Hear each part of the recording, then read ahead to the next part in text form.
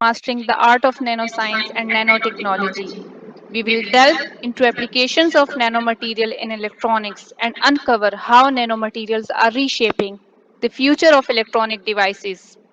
Get ready to dive into the practical and innovative aspects of integrating nanomaterials into electronic applications. Now, I would like to invite Honorable Dr. Noor Atia to join us on this virtual stage. Please, sir. Okay, did you see my slide right now? Yes, sir. Yes, We sir. can see. Okay. Uh, Good morning, everybody. Everybody, we will continue to the synthesis procedures of nanomaterial because this is very important.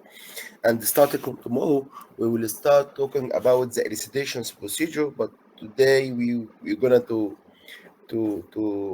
give you some real examples of the synthesis procedures of some nanomaterials, which can be used for different applications, such as environmental applications, biological applications, which you can prepare in your home, you can prepare in your lab. Doesn't matter the lab have facility or not. It's a simple and green process of nanomaterials. You can do it. You don't need any sophisticated techniques. You don't need any different steps or different equipment, financial aid. You don't need anything. You just need your brain. You just need your brain. So what I'm gonna tell you is a synthesis of polymer nanoparticles. There are the many methods I told you about the synthesis of polymer nanoparticles, even from bottom up to top down. But what I'm trying to inform you today is the synthesis of polymer nanoparticles from top down techniques. What does it mean of that?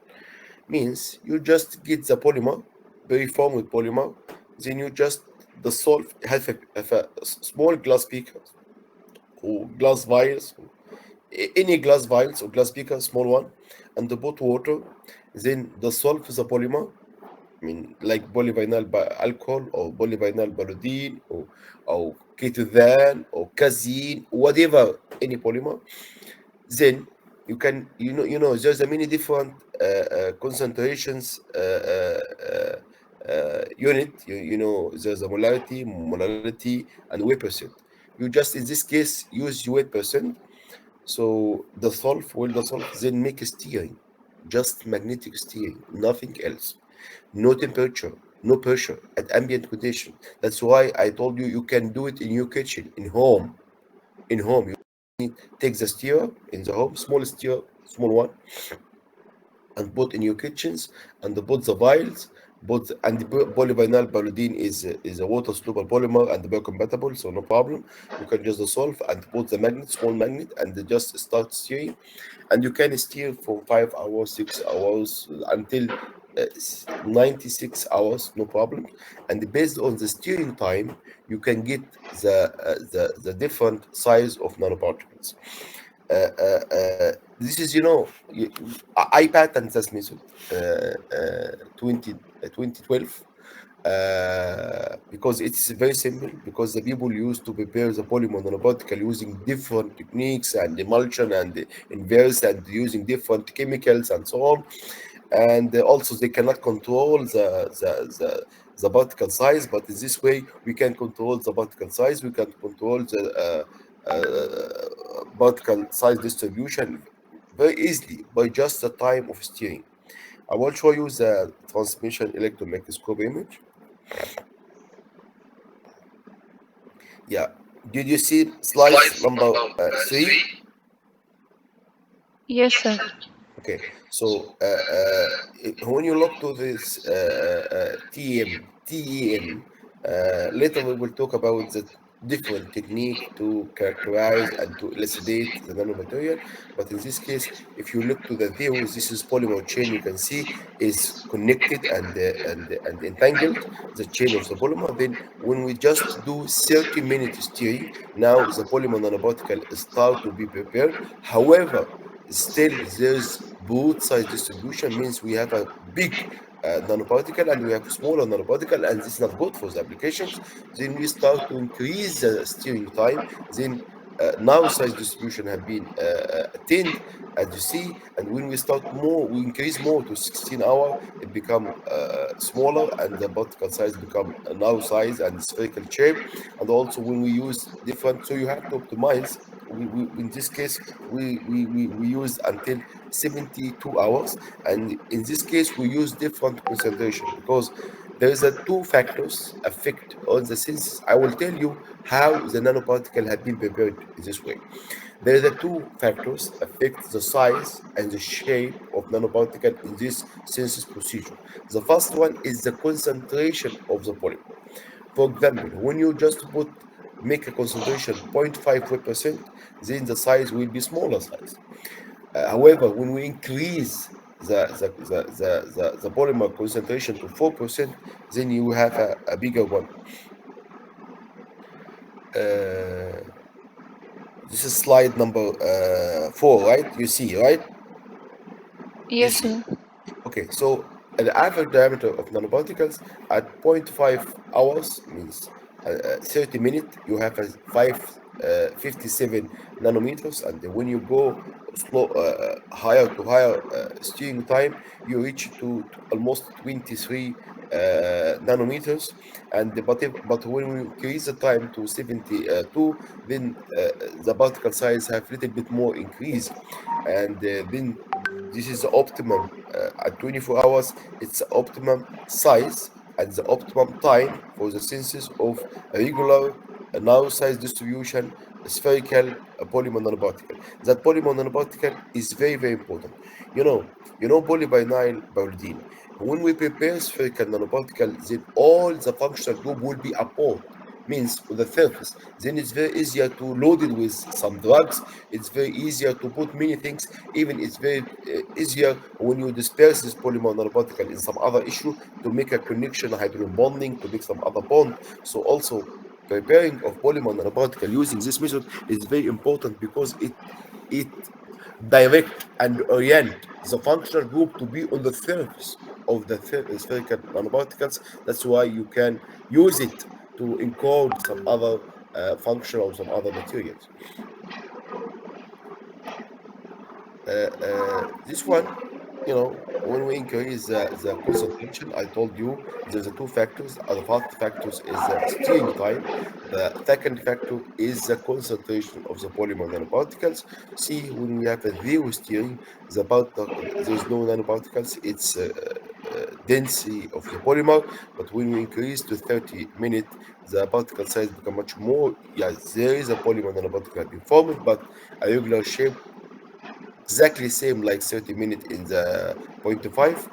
Uh, the same issue have been occurred, but the problem is the size of the nanoparticle become much more because the concentration of the polymer is much more also. Here you can see the table of the slide number 6, right? Okay,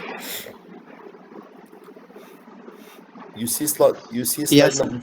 Okay, so when you look at this one, you can see now the average diameter of the polymer nanoparticle have much more increased. See here in 24, you have a 37.3 nanometers. When you go for biological application, the particle size diameter is very important. So that's why 20 will be different than 30, will be different than 40, will different because it depends on the movement of especially if you load that polymer nanoparticle with some drugs or something, it depends on the movement in this the serum and in reality if you use for in vivo or something. So that's why I told you it's important to design the nanomaterials for your applications. The issue is not like some Khan, for example, or Farouk Khan or Sajid or any student, he prepares some nanoparticles. Then later on, oh, we can use for that. You just prepare, then think about the application later. It's completely wrong. It's wasting of time, wasting of money, wasting of effort. It's the beginning is you are I'm planning to work for wastewater treatment, for example. Then I have to prepare to design the material for that. And even listen carefully. Even you are preparing to remove iron, for example, iron oxide, iron. It's a heavy metal, okay?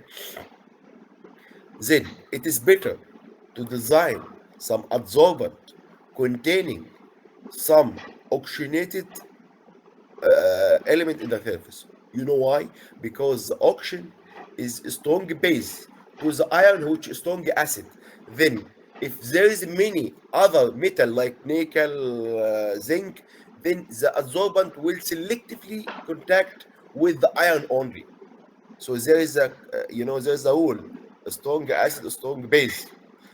So it's better to design what you are gonna do. And sometimes, right now, the people just design some absorbent have antimicrobial activity because the wastewater is already good environment for the growth of different types of bacteria.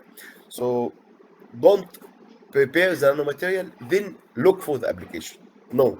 Then think about, no, it's not good. It's not good at all. Just think what you gonna do. I'm going to do blah blah blah blah, and I'm gonna blah blah blah. Like I think I gave one lecture before about the good strategy for searching or for finding some good point. So based on what you have written and based on what you have gonna do, because there's a many things you have to now down. I want to work in water treatment. Water is a big umbrella. Then what removal, photodegrading application, degradations, or heavy metal removal, or dyes removal. What you wanna do? Then what kind of dye you wanna remove? What kind of heavy metal you wanna absorb? Then design your material based on that, and look also what is that pH range you wanna your material is stable. Otherwise, it's not good, right? Okay. The second thing, slide number 7.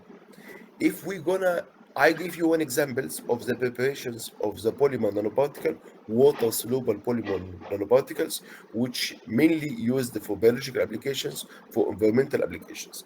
Now I'm gonna give one examples of the synthesis of the detailed synthesis, like before, of polymer nanoparticles, but conducting polymer nanoparticles, which can be used for engineering applications, electronic applications.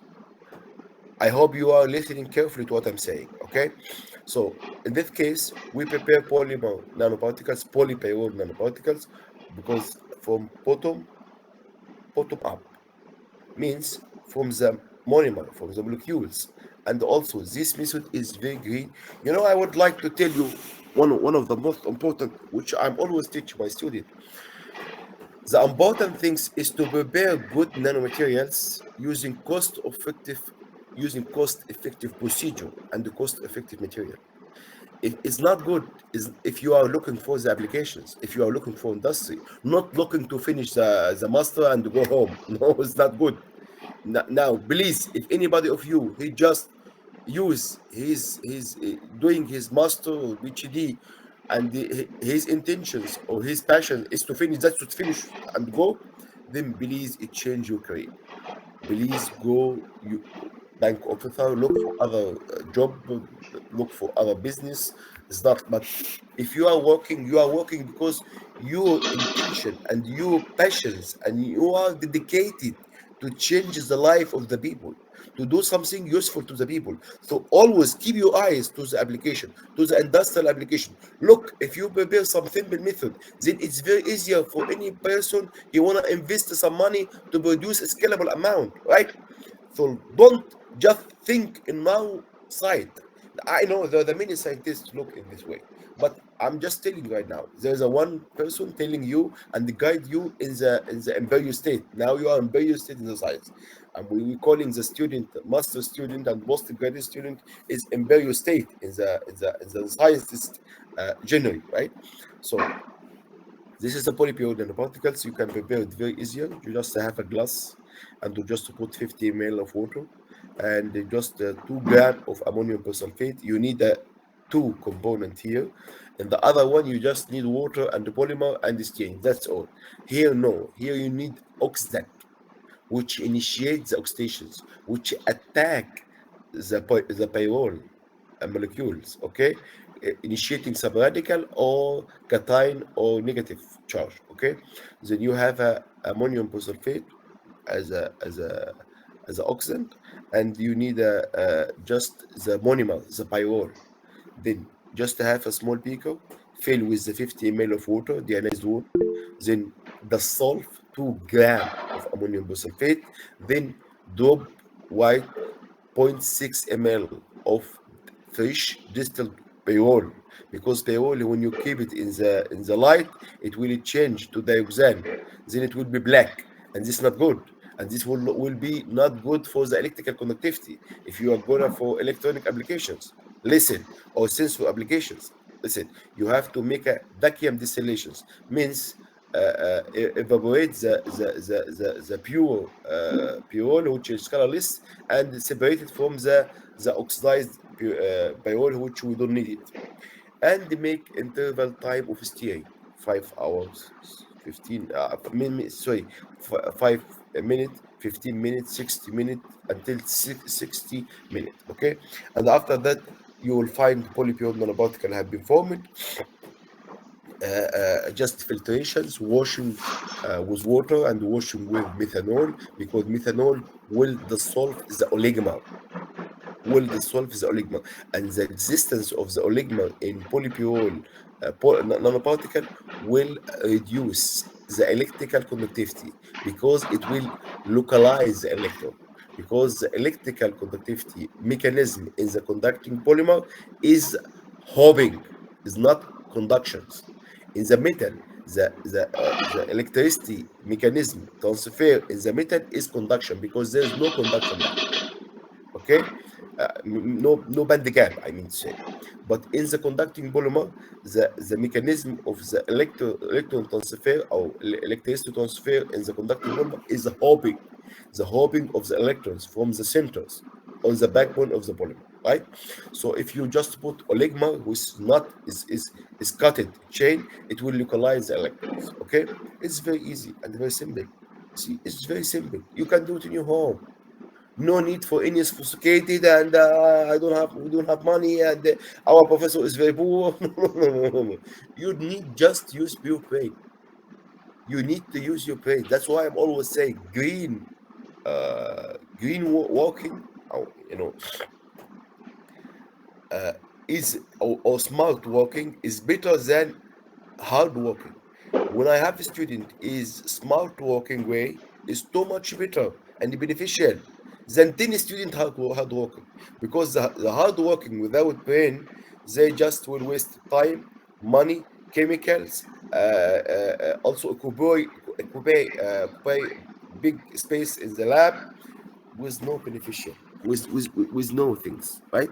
And also they think always about the hard working is good, but it's not good. Smart working is better. Okay, this is this is the particle size change, and this is the shape of the polyperiod nanoparticles, so conducting polyperiod nanoparticles. You can see here is a spherical shape. The average size always between 140 to 160 nanometers, and also based on that you can just get also the electrical conductivity will be changed, will be much higher. And here here is the TM. You can see here the spherical shape of conducting polymer nanoparticles. It's very clear, and also the particle size. I told you it's always as the lower is 140 and the higher is almost 190, but the average is 160 for 1 hour. And you prefer what is the higher impact, the higher electrical conductivity. I mean, you just change what you like. You optimize the method, and you see the particle size distributions, and you see the electrical conductivity. Then it's better to select what you need, what will be suitable for your process, because the spherical shape, number one, number two, higher electrical conductivity, number three, now size distribution. Then will be, this is your choice. This is your time. Then fix, okay, I will use that 1 hour, or I'll use 30 minutes, and so on.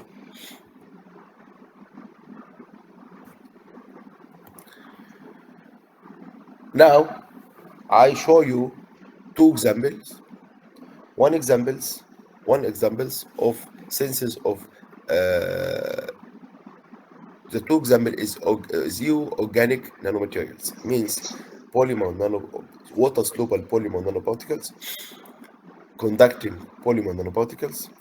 For this is for biological and environmental. This is for engineering and electronics. Now we want to change. We want to change the shape.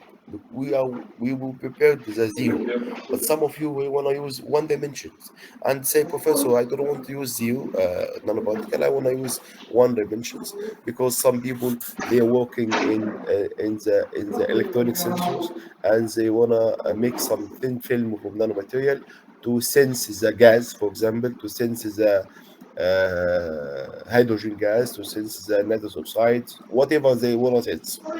Okay, this is electronic actually.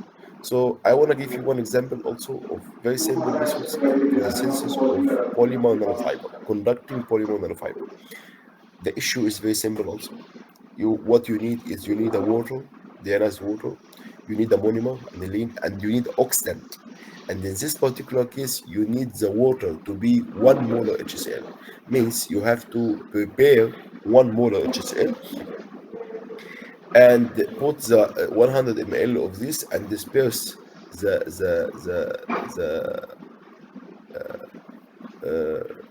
the monomer.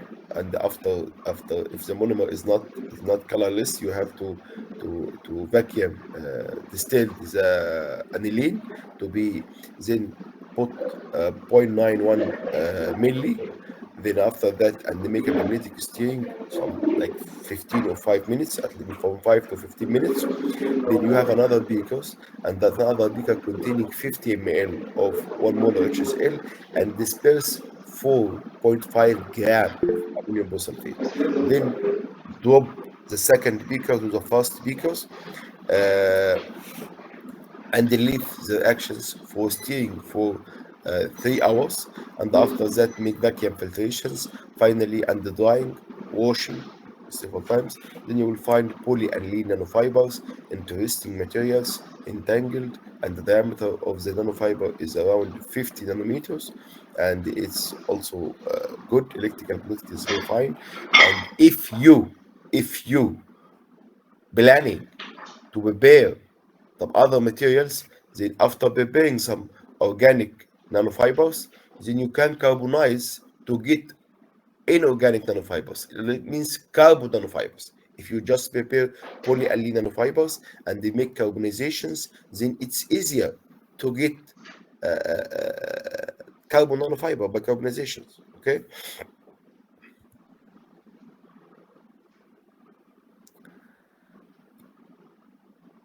you know, this is slide number 11. Did you see? Yes, sir. Yes. Good. This is the TM and scanning electron microscope of the polymer nanofibers. It's conducting polymer. It's very simple. You know, sometimes the people just get. I will tell you something very important the student don't know about it. I'm always just think, if you just got my papers, for example, and you just repeat my synthesis procedure, right? But you didn't elucidate the material you are prepared. It's wrong, and nobody will accept. No good journal will accept you. If you prepare my method and you put my reference, you have to elucidate that by some techniques. You have to showing by IR spectroscopic techniques and by microscopic techniques, because otherwise you didn't use the way incorrect, the method in correct way, right? So you have to use, if you are gonna work in nanomaterials, you have to use microscopic techniques essentially, is mandatory, even if your method is new, or even you just repeat some other reported methods, because we don't know you just go for the correct way or not. We don't know what the material you have is the same dimensions or the same distributions or the same size. We don't know because you prepared in your home. We don't know, maybe you used some other wastewater, or maybe used waste, not pure monomer. We don't know that. You have to show the TM or the C scanning electron microscope, and confirm that exactly same dimension like reported missing. Okay, so this is very important, very very important.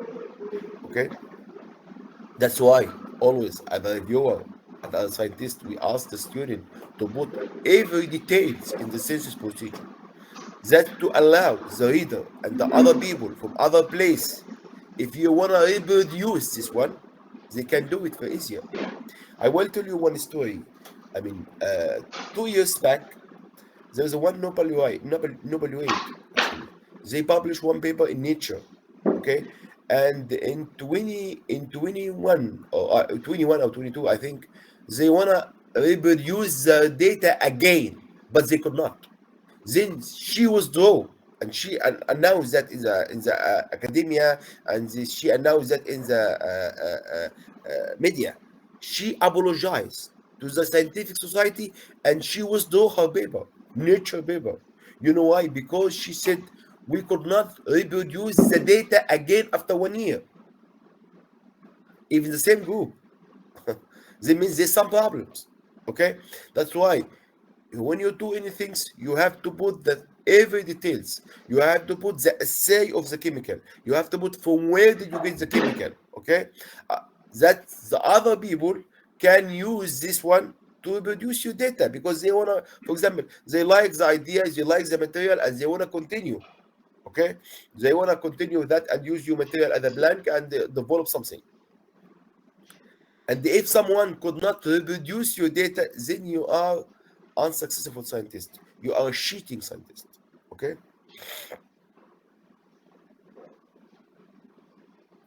Okay.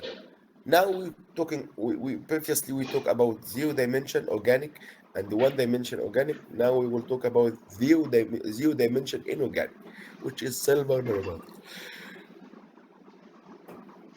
Sorry. Actually, this is preparing silver nanoparticles. I will give you from the beginning, and then and I will tell you what the people doing. Initially, I told you the people just using silver nanoparticle, and they use reducing agent like sodium hydrate, or just sodium borohydride. I mean hydrogen hydrate. I'm sorry, hydrogen hydrate or sodium borohydride, and they're using capping agent, right? But now the people just using only one green material, plant extract, whatever, either dual functions, as the reducing agent and as the capping agent. That's why you say this is green synthesis process. So in order to prepare some silver nanoparticles, you have to have now now you have to have two material only.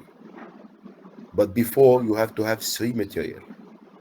Before 2010, you have to have three material. You have to have capping agent, and the people usually use surfactant, as I told yesterday, or and you have to use a reducing agent, even hydrogen hydrate or sodium borohydride. Sodium borohydride was the mainly used one.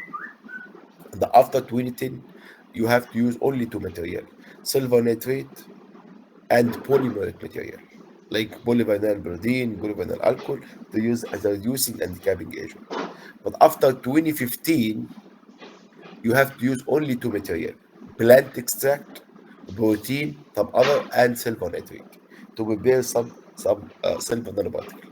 In this procedure, what we have used sodium borohydride, and we use some organic filament, because this silver nanoparticle was dedicated as a textile coating. That's why, to integrate the flame retardancy, antimicrobial, and reinforcement of the textile fabric. That's why they used the organic phosphate as a flame retardant and as a capping agent. That's why I told you, always saying you during this course, please look to the application first and design your material in the applications. Not do your material then think application. It's completely wrong. It's wasting of time, wasting of money, wasting of mind. Okay?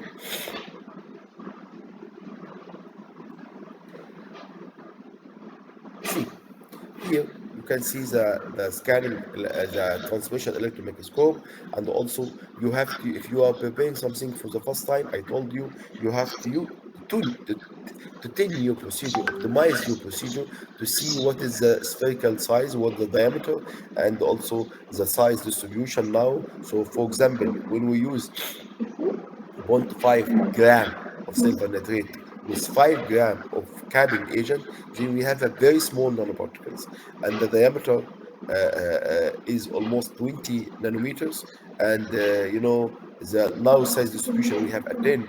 But when we use 5 capping agent and 1 gram from the silver nitrate, you have still we have a now size distributions, and also we have a smaller, a little bit smaller size of silver nanoparticles. But when we increase the silver nitrate, then we get a larger size nanoparticles and also broad size distributions. And when we increase the capping agent with a higher, then we get a higher size of the nanoparticles, around 100 nanometers, and still we have a narrow size distribution. This is very, very important actually, that you know what you are doing, because this will help you even in the explanation when you get a higher performance here or lower performance here. So you have to know why is this the reason, right? Why is the reason? Why it's happened? Why? And then you enrich the scientific society by your explanation and your interpretations, because some people will help you, will get your help when reading your paper, when they have some things in their discussion. Okay, so please, when you do something, do exactly, do correctly, do correctly. Don't just blah blah blah blah. No, it's not like that. Science is not like that. If you're doing business, it's yours. But science, please do it correctly. Okay. Now I will tell you something different. We just, I told you before, most of the people just think about to prepare some nanoparticle, 0 dimension, 1 dimension, 2 dimension, only one. But after 2015, the people start to prepare dual nanomaterial, even 0 dimension or 1 dimension, together in situ in the same procedure. Before we was using to prepare, we used to prepare some 0 dimensional nanomaterials and then decorate it in 2 dimension, or just, I mean, but you have to prepare this individually and this individually. But because of some problems have been occurred and have been noted in the using of silver nanoparticle, for example, the antimicrobial, because the aggregations of the nanoparticles during the interactions with the bacterial strain, then the people think, oh, we have to disperse or maintaining the dispersion of silver nanoparticles, and this is required to decorate the silver nanoparticle in some stable or substrate, and the people think about silica nanoparticles, then start to think about silica, then graphene, and so on. And the people, what they doing before, they was just using the prepare the graphene individually or silica individually, then to create the silver nanoparticle on it. But this is not for for scalable applications or for industry, is a multi-step and also consuming time and the money. And the time means money, because time means electricity you are using, scales you are using, tools you are using, right? Then much more money, and this not good. So in this case, we just prepare silver nanoparticle decorated in graphene sheets using one pot method. It's very simple also. You just have a glass vials contain 10 ml water, dissolve 100 milligram of polyvinyl alcohol, which is used as a reducing and decapping agent to silver nitrate, then dissolve variable mass of silver nitrate and graphite, and use silication, ultra silication. It's very simple, very simple, very simple. Just have a glass vials, put 10 ml of water, then dissolve 100 milligram of polyvinyl alcohol, then also dissolve different mass of silver nitrate. This is one we will optimize later on, the ratio between them, the mass ratio of silver nitrate and the graphite, then exposed to ultra silication. ultrasonications. It's very simple for 60 minutes, 1 hour. Then after that, centrifugations, make centrifugations. Then the unexfoliated graphite will be settled down, and you take the supernatant. The supernatant is very simple. We used zero point 0.2 sodium borohydride to reduce, but we find out the silver nanoparticle have been prepared during the ultrasonication process. And this is because of the polyvinyl alcohol act as a reducing and capping agent. And finally, we'll get silver nanoparticle decorated on the graphene.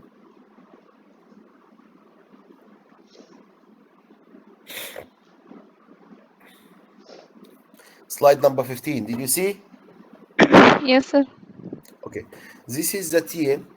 And I told you we change the mass ratio between the silver nitrate and the graphene to get, because our target here to create much more silver nanoparticles in number on the graphene sheets, because it will help to work as antimicrobial without any aggregations. So this is our target, and also to create silver nanoparticles, smaller size, dispersible, now size distributions in the graphite. So we change the mass ratio between graphite and between silver nitrate to get the best one, and this is also will help us much in explanations the result later on.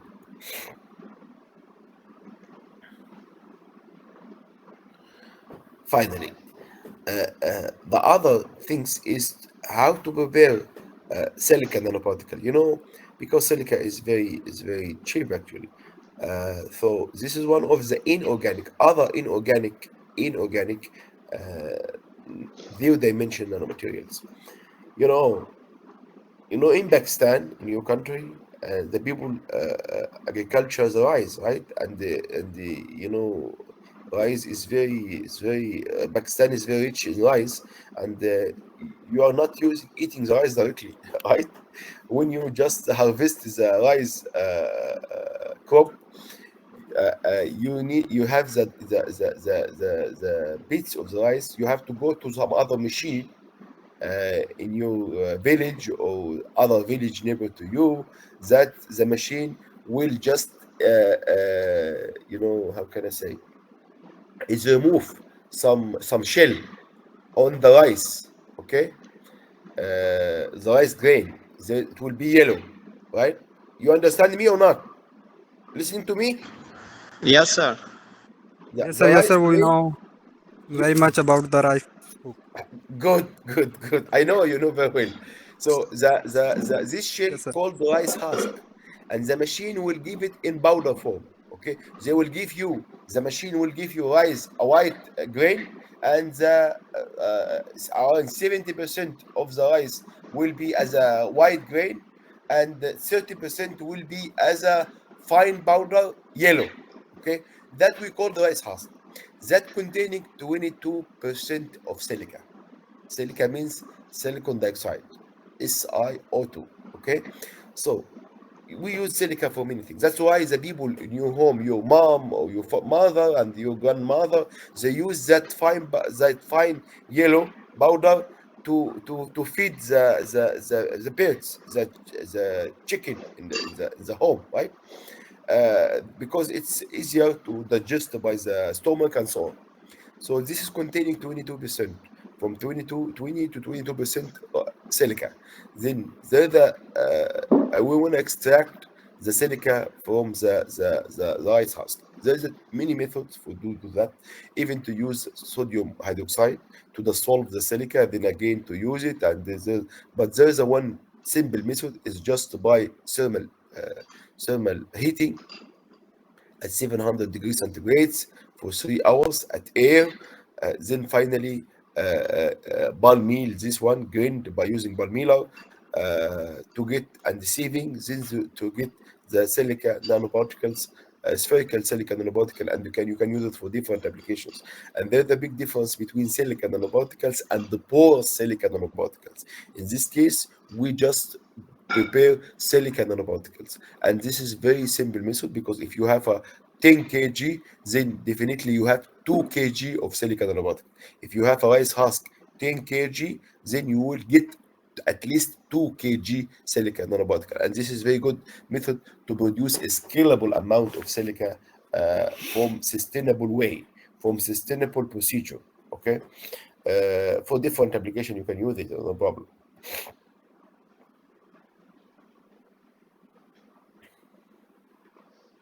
And this is, this is the CM, scanning electron microscope of the ice husk silicon nanoparticle obtained from the thermal method. And the other, the TM, you can see the average size around 150 nanometers, and this is also suitable for different applications, water treatment, environmental applications, engineering applications. You can use it, but for biological application is not good, because silica is inorganic.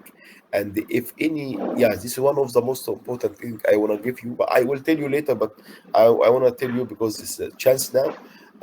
If you want to use any nanomaterials, inorganic nanomaterials for biological application, you have to make engineering to the surface to be dispersible in colloidal solution for at least 3 days without any notable aggregations.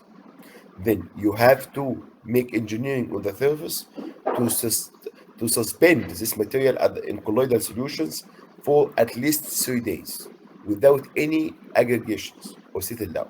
Okay, but this silica is not good. You have to lab with polymer, or you have to functionalize with some hydrophilic functions. You need some work more.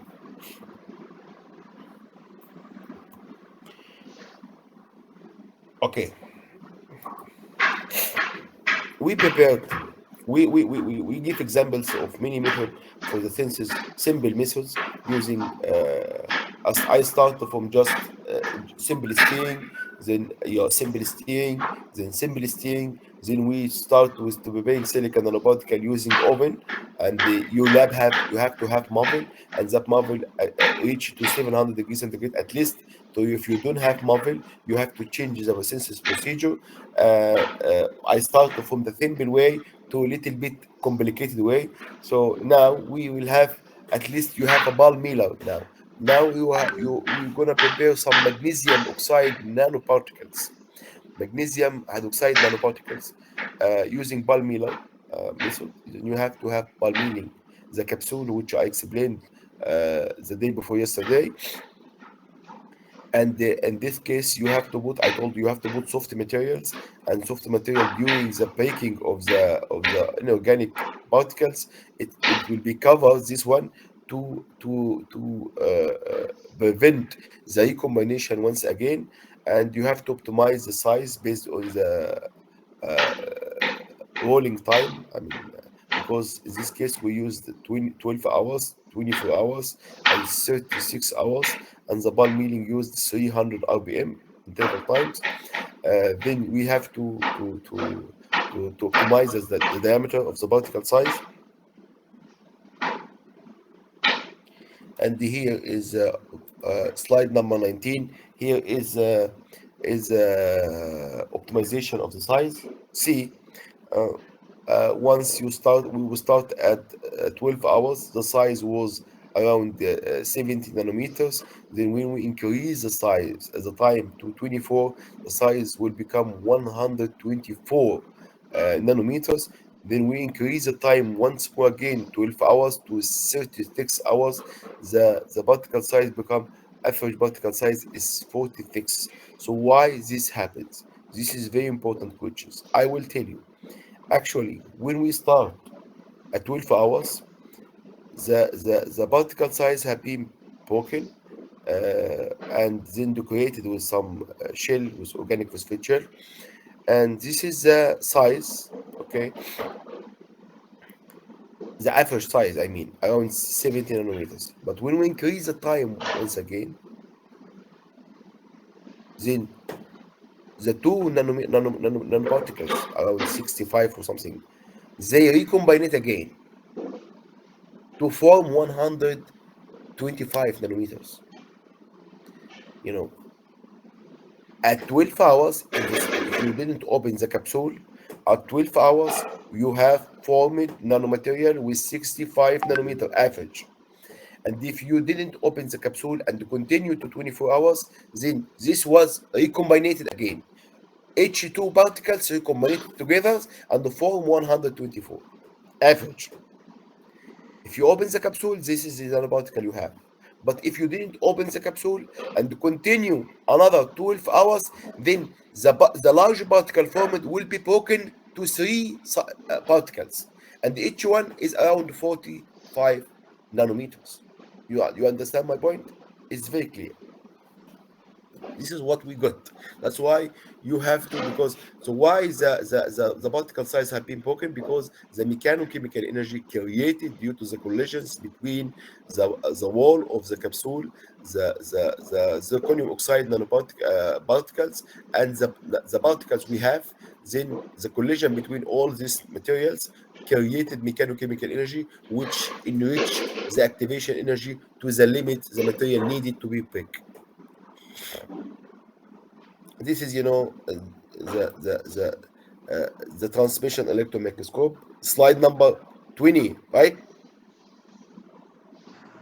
Yes, sir. Yes, sir. Visible. Visible, good.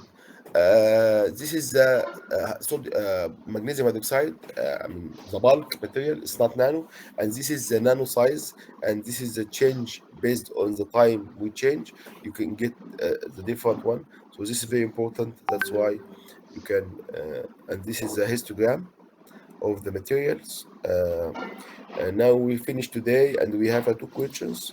I need some volunteer to answer the first questions.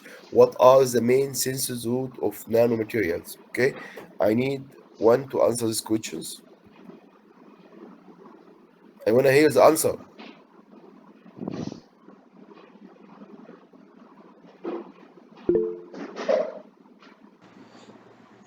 No Sir, answer. we Mm.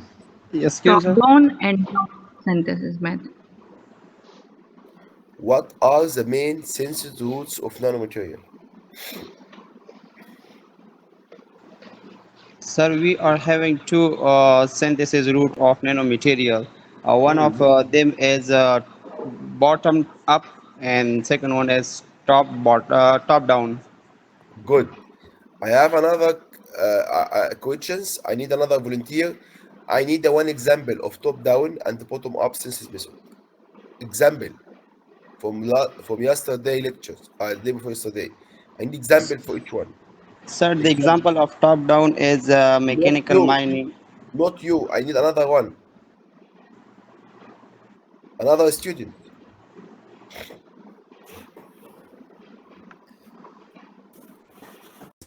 Definitely, you have maybe some particle not merged together, but still we take average. Average means we measure all at last at least 100 nanoparticles and take the average of this one. So sometimes in this method, in the even bulk milling or in this way, so even top down or bottom up, and in any way, the particle size merge together like magnesium oxide, they recombine together again. Then when we increase the times, it's breaking down.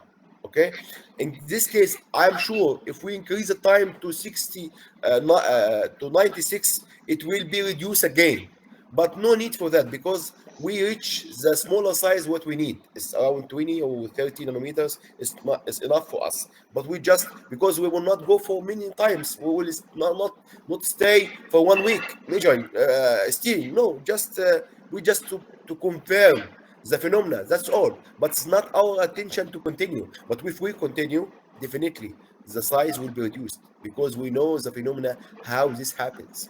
You understand? Now it's clear for you or not? Yes, sir. Thank you so much, sir. Okay. Sir, in magnesium oxide nanoparticles, MH and POP stands for what? But I didn't catch your point. Again, please.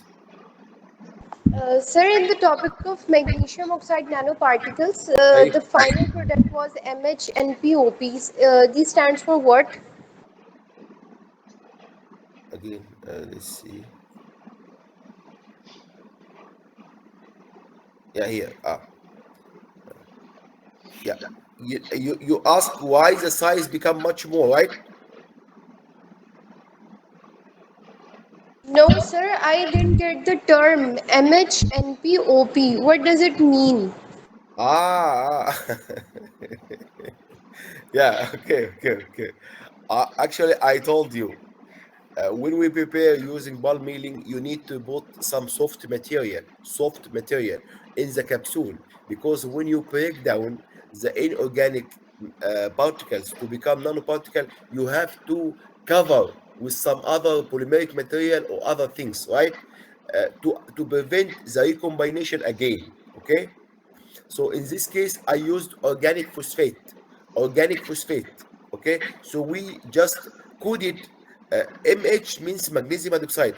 Definitely, if you have you just put abbreviations to the name. So M means magnesium, H means hydroxide, dash, N means nano, B means particle, nanoparticles, okay? And dash O means organic, B means phosphate. So this is magnesium oxide nanoparticle decorated with phosphate. And definitely we define that codes in the paper. You understand my point? Now it's clear for you or not? And then when you look to this one, when you look to this one, it's explained MH means magnesium oxide, and this one organic phosphate. Okay? Now it's Okay, clear sir. for you or not? Clear? Clear?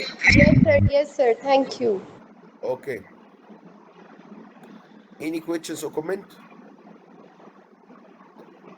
Any questions? If this is not the case, have a good Excuse me, day. sir. Sir, Okay. last question, last one, please.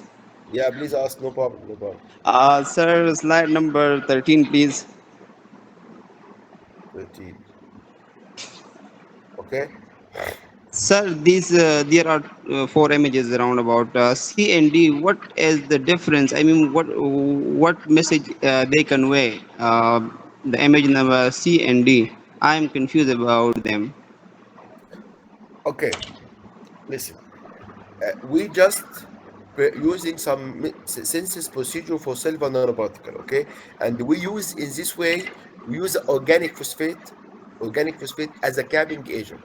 And we optimize the size and the distributions of the silver nanoparticles by using different mass ratio between the capping agent and the silver nanoparticle precursors, which is silver nitrate. For C, we use the 5 gram of capping agent and 1.5 gram of silver nitrate. Okay, and this case we get a smaller size around 60 nanometers, but the size is not nano size, means bigger one and smaller one. This means we called, because how do you know that? From the standard deviation. Okay, then we called broad size distribution.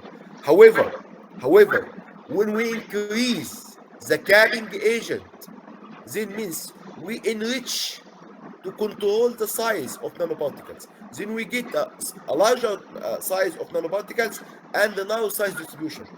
Most of them almost have a similar size, because in the number D we use 10 gram, but in C we used 5 gram. Okay, then the 10 gram give much more electrons to the silver nitrate ions, then increase the size of the nanoparticle, and in the same times maintaining the distribution. Now it's Excuse clear. me, sir. Okay. We Yeah. have only 2 minutes in the meeting. Now I think for the your colleague, now it's clear or not? Yes, sir. Now it's clear. Thanks a lot. Okay. Now it's finished, because moderator say we have only 2 minutes. So have a good day, and hope you are learning from this course. And always I am be ready to answer your questions and explain whatever I can. Okay. Have a good day, and please pray for me. Today is Jum'ah, right? And you're gonna break Jum'ah now, right? Yes, sir. Thank Who you will very not much, pray? dear sir. Who will not pray Jum'ah from you? All of you will pray, right? Yes, sir. Inshallah, sir. Why not? Please pray for me. Please pray for me. Sure, sir. This Sure, is sir. Sure, honest. sir. This is honest. चलो Okay. Okay. Bye bye. Have a good day. Okay, thank you, sir. Bye bye. Thank you very much, dear sir, for your wonderful lecture.